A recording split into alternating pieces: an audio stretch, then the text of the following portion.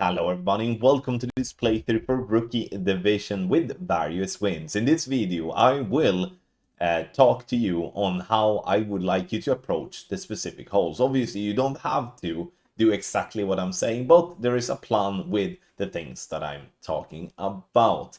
Make sure to check out the info box on the right hand side for the club distance adjustment, elevation adjustment, also what ball and club type I suggest you to play with. If you do enjoy the free content here on the channel, please make sure to hit the thumbs up button, also subscribe to the channel and turn on the notifications. For those of you that do want to take that little extra step, look for our premium guides. The premium guides can only be found on patreon.com/golf-tommy. You have the link in the description down below, or you can scan the QR code. You don't have to be a top tier player to benefit from using guides in this game. We do have guides that ranges from all type of players, and for those that are, generally winging it, and for those that are extremely detailed. We take a lot of pride in helping thousands of players every single season in Golf Clash. So sign up and try for yourself how we will help you improve and have more fun with the game of Golf Clash. Now let's go to hole number 1.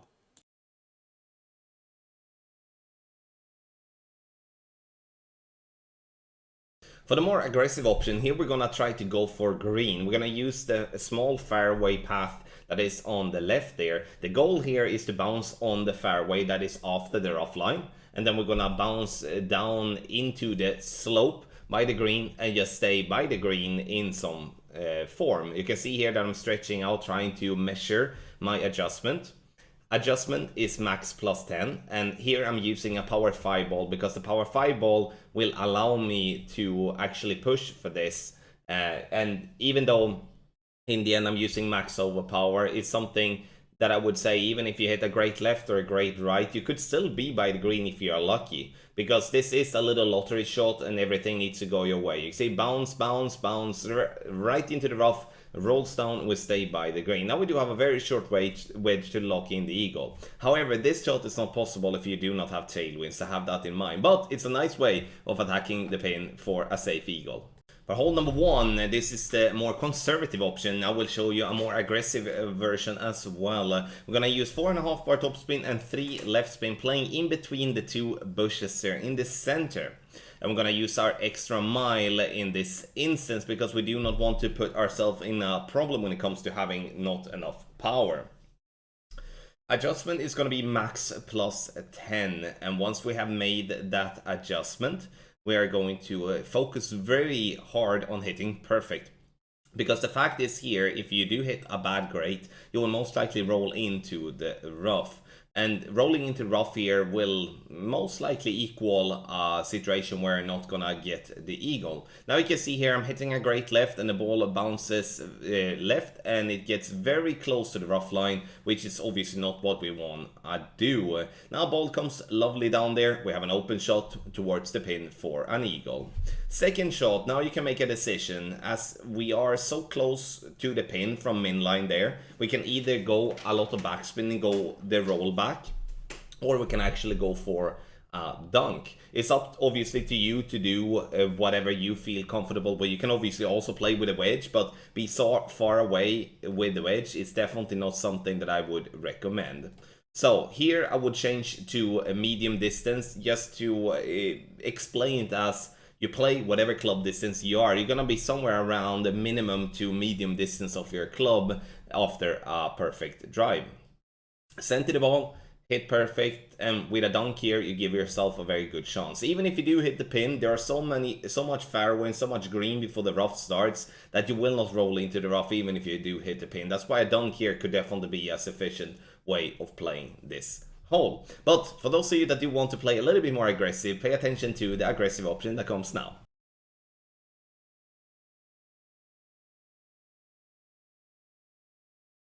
For hole number 2, there is a rough bump possibility that is on the top left of the rough line. However, though, there is a big, nice sticky spot, as you can see there, wind wiggling left and right, and the ball guideline is not moving. And that's a spot we're gonna try to play into, not playing the little bit more aggressive rough bump.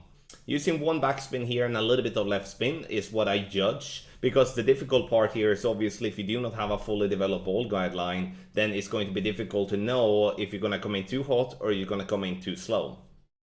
True club distance, which is going to be what, a 15% elevation. And I'm playing with a navigator ball here, as there is no real need to play with anything else than a navigator ball, in my opinion, because we don't need more side spin, and the wind resistance is great. Bouncing on the fairway up towards the pin, and it rolls a little bit short and a little bit right, but hole 2 offers a good chance for a drop.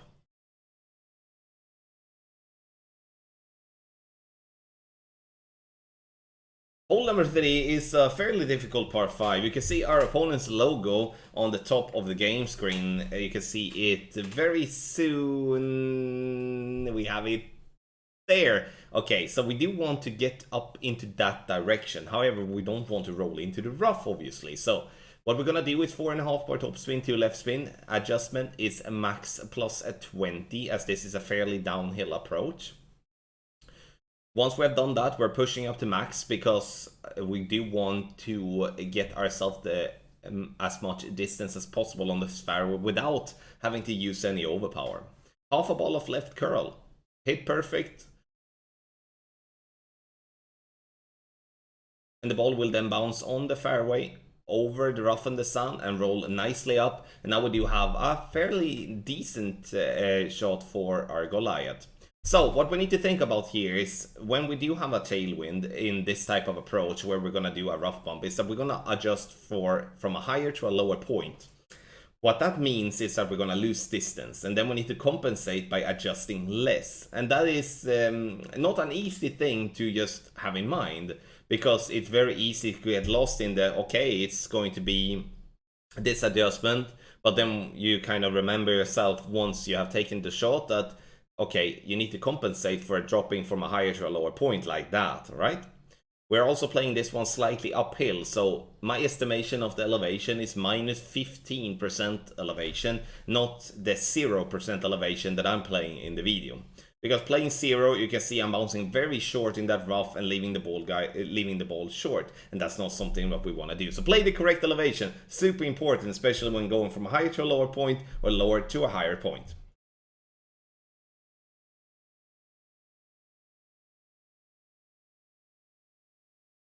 For hole number 4, here I'm playing with a navigator. We're gonna play very close to minimum distance here. We're gonna play blue ring by the bunker, and then bottom of the white ring by the bunker as well. 3 backspin, and here aiming to the pin. We want the ball guideline to be pointed towards the pin. So if that leads you to move the target a little bit left or right to apply that position, then do that.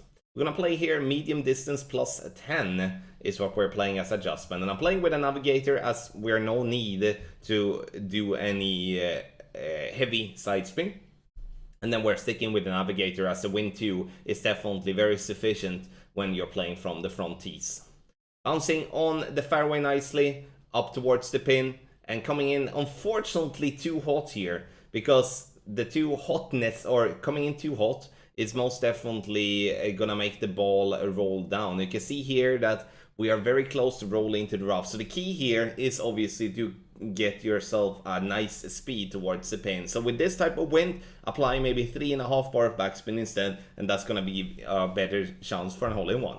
Take your game to the next level with our ultimate tournament text guide for the Gathered Souls and 9-hole cup. This is for Master Division that we do provide the ultimate tournament text guides. We are going to have extreme wins for this 9-hole cup, which is a terrible modifier, makes it much more difficult, but it also gives those of you having our guides a massive advantage over others, because the drops will be way more rare and mistakes will come more often, and that is exactly what a guide will do for you. We will provide free-to-play ball options and pay ball options, so make sure to check that out. Scan the QR code on the screen or go directly to patreon.com/golfclashtommy. If you do not want to commit for 30 days, you can do a one-time purchase. We do recommend the 30-day commitment, as it's much cheaper and gives you also more content. If any questions, you email support@golfclashtommy.com. Last but not least, the exclusive tour shootout guide for Tour 7 to Tour 13 are up and running as well. Make sure to check them out and improve your tour gameplay today as well.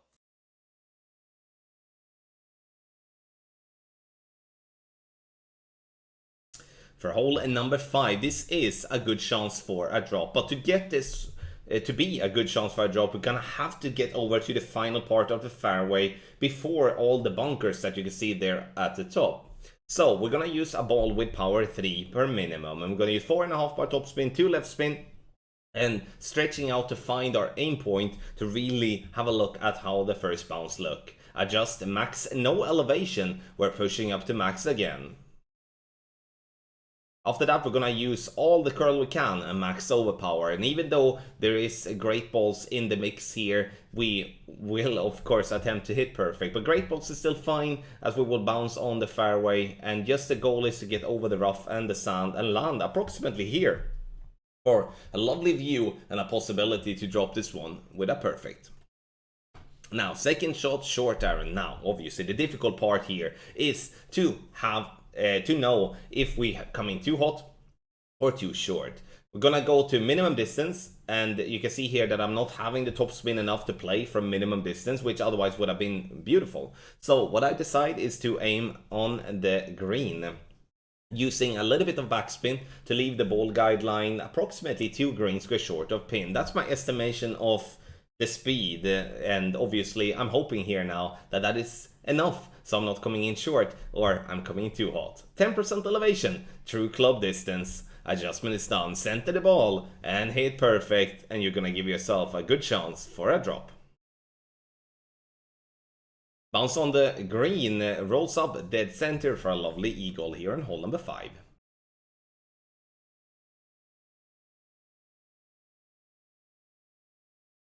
Hole number 6 is, in my opinion, by far the toughest one to drop off the Phantom Mansion. And the reason for that is the second shot. That's a massively downhill approach, and it's going to be very difficult to do something decent from distance here. I'm choosing to play with a power 3 ball, and the reason for that is that I want to be able to reach with my sniper on the second shot to utilize the ball guideline. 4.5 bar top spin, 2 right spin. Start at max position. We are using an adjustment that is max plus 10. Once we have done that, we're pushing up to max. Now, half a ball of right curl. You can see that I'm not using any overpower. I'm just making sure to hit perfect. But, you know, I lied. A little bit of overpower here. I actually thought I didn't do that in tailwind, but a little bit of overpower, where if you play in headwind, you're gonna have to go with max overpower. In crosswind, we go a little bit more. Now, safely down the fairway, because this is the easy part. Now it comes the difficult part. The difficult part here is not to secure the eagle. The difficult part is to give ourselves a chance for a drop from distance. I'm trying first to go a rough bump because it's a nice little spots here. However, though, I don't have the top spin enough to play that shot. So then I'm back up and I'm playing on the fairway instead. So going to be somewhere around minimum to maximum club. It all depends on how far your drive is going. And obviously you can see all the bumps that is on the fairway that we're trying to avoid. So leaving the ball guideline short here is a must in tailwind, otherwise there's a risk of rolling into the rough on the back. So adjust 40% elevation, true club distance, and if you're gonna have to play a shot like this, it's gonna be a lot of luck involved if you're gonna drop this one from distance. Bounces on the fairway up towards the pin. Sure, we're getting it kind of close, and at least it's a safe eagle.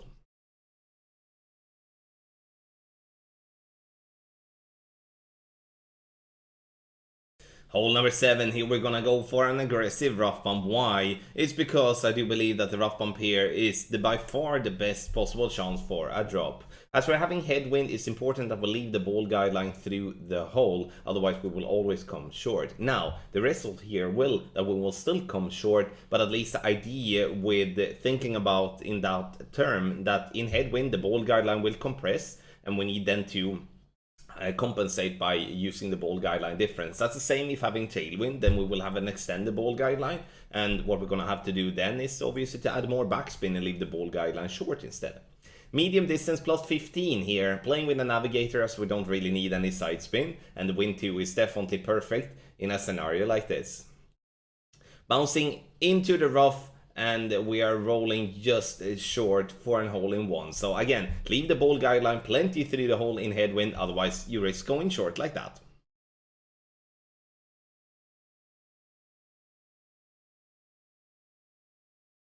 For hole 8, we're going to use the extra mile, and we're going to put ourselves on the third fairway is the goal, as we then have the possibility with the power of our club and our ball to get over to the final fairway. That is the attack we are going to choose to do.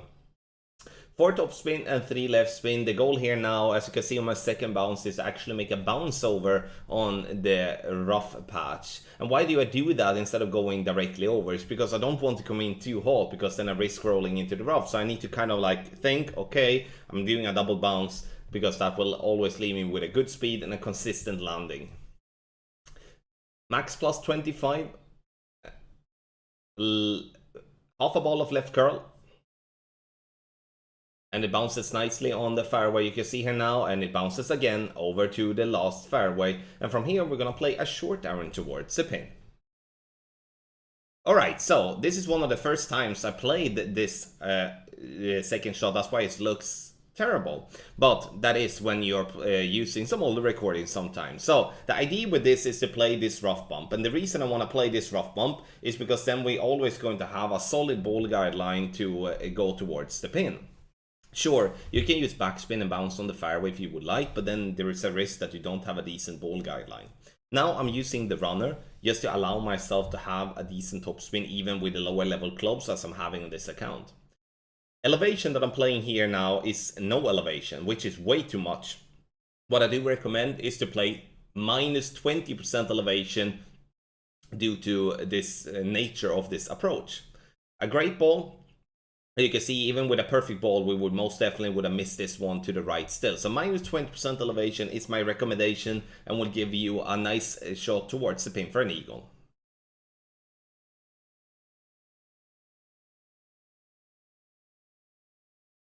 Hole 9 is a difficult par 5. We're gonna bounce on the middle fairway here over to the fairway that is further up. And the reason we're gonna do that is that it then opens up for us to attack the pin by bouncing on the fairway or go for the rough bump, not just only going for the rough bump. So what I'm doing is that I'm gonna use some top spin and right spin here. You can see here as well, we're using a little bit of right spin, a little bit of top spin. So 3 top spin, 1 right spin, stretching out to max, adjusting from stretched out position. This so I can view the ball guideline all the way. Maximum distance plus 10, adding a little bit of overpower to compensate, and it bounces nicely on the fairway over to the other fairway, and we're from here leaving ourselves a sniper towards the pin. Second shot, you can see here now we do have a rough bump possibility if we want to, or we can go for a bounce on the fairway. Me personally, I would go for a rough bump if I do have the spins to it, but here with sniper level 6 I don't have the spins enough to attack the pin, and then I'm just going to back up and I'm going to use backspin and some left spin and bounce on the fairway instead. There's a little sticky spot here, as you can notice here when I'm moving around. And what I'm looking for here is obviously to make an estimation of the ball guideline, because of the Sniper 6 do not have the 4.5 ball guideline, which is a clear disadvantage in a scenario like this. 20% elevation, true club distance. Center the ball and hit perfect. A great right, obviously it's not going to go in. It's going to be close, but it's not going to go in. A perfect ball would definitely be giving it a good chance for a drop for an albatross.